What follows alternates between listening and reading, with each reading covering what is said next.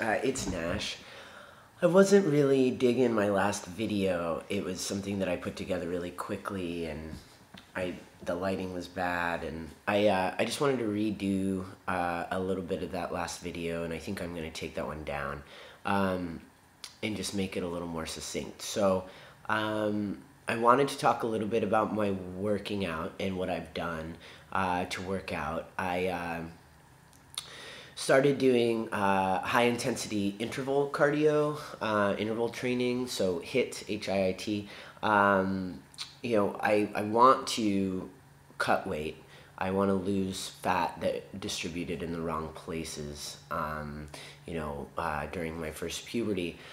And I also want to build muscle. And, I think while a lot of people say that you can't do both at once, you definitely can. And I think maybe you're even more enabled your first couple years on testosterone because there's so much muscle building going on. And so I've been doing that, and basically what that means, and I'll put a link down below of a couple different like HIIT exercises, HIIT cardio workouts, so you can kind of take a look at what that looks like. But it's a lot of stuff that's, the basic concept is go as hard as you possibly can for a fairly short amount of time, and then go slow, and then go up, and then so the interval piece, right?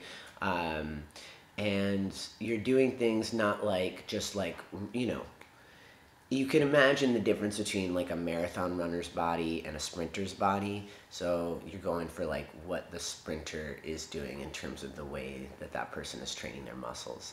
So mountain climbers, like for 30 seconds, followed by jumping jacks, 30 seconds, sit-ups, 30 seconds, up downs, burpees, 30 seconds, lunges, those kinds of things that are really building muscle as well as getting your heart rate up. And so either do 30 seconds, 30 seconds, 30 seconds, each one with a different exercise, and then a 30-second break, or 10 reps, 15 reps, 20 reps in like different sets with as few breaks as possible, and never break more than for 30 seconds. And so I've been doing that quite a bit, as well as some weightlifting. And while my weight loss has slowed since the beginning, it's definitely still on track. I lose like 1 to 2 pounds a week. There's been a couple weeks where I just like kind of sit in one place for a little bit, but it's definitely I'm still progressing, and that feels good. I was able to go swimming at the river finally. It's summertime in Portland, and that means, floating on the river. And it was actually my first time swimming since top surgery. And that was like really meaningful and freeing.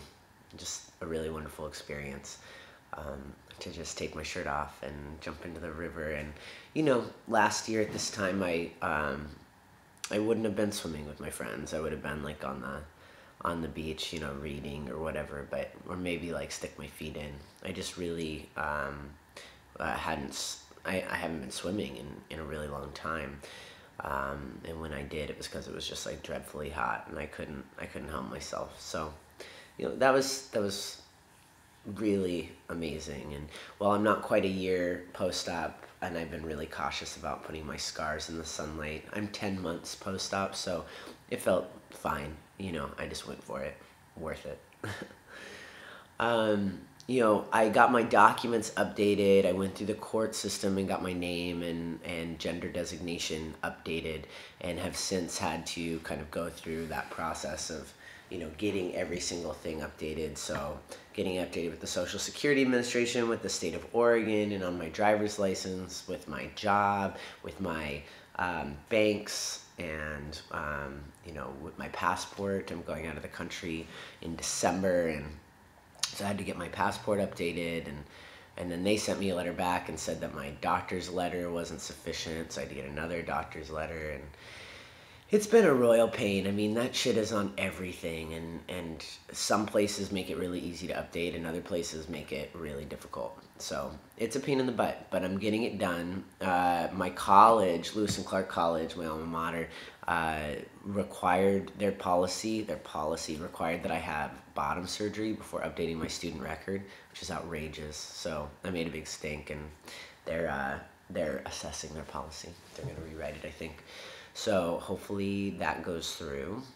I'm starting a new job on Monday. Today is Wednesday, so that's a big deal in my life, and kind of distinct from all of this transition stuff. But this will be the first job that I come in as, you know, as Nash, and all my documents line up. And it actually just reminds me that Abigail, my partner Abigail, bought us plane tickets the other day, and got to put in my actual name for the first time.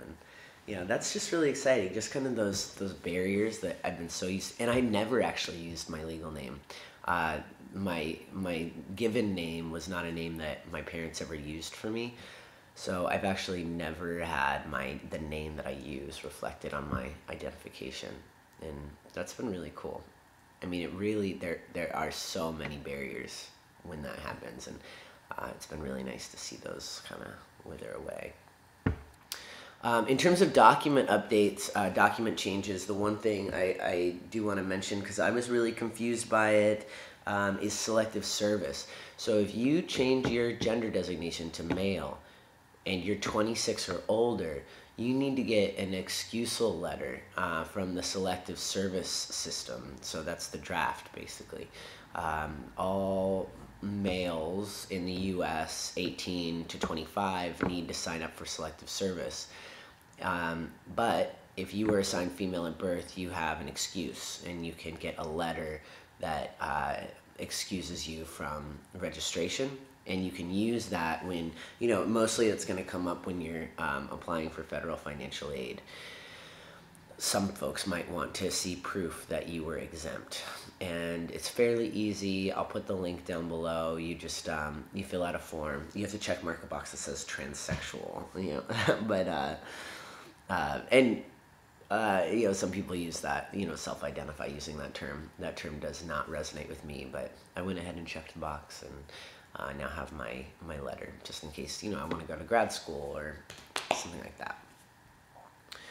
All right, I think that's my whole update. I just, wanted to make it a little bit sharper and shorter than the last one, and the lighting is a little bit nicer in the morning. So, all right, signing off for now. I am 10 months post-op, and I'm I'm 1 year and nearly 5 months on T. All right, take care.